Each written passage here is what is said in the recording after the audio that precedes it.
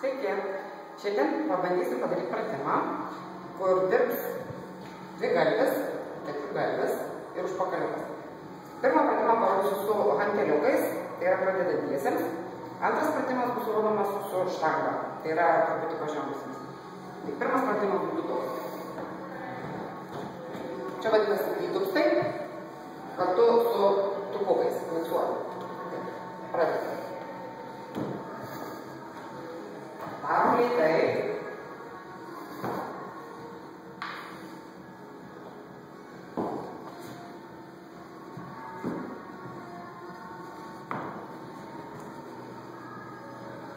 Pakartojimų skaičius turėtų būti apie 12-15. Toliau pratimas lygiai tas pats tik su štanga.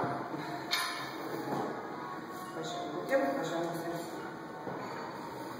Kaip turėtų taip.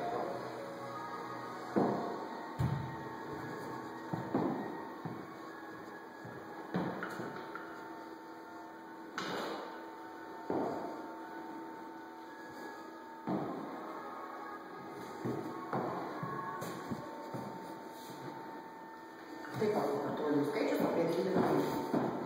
Tai tiek. Sutiksim kitą kartą.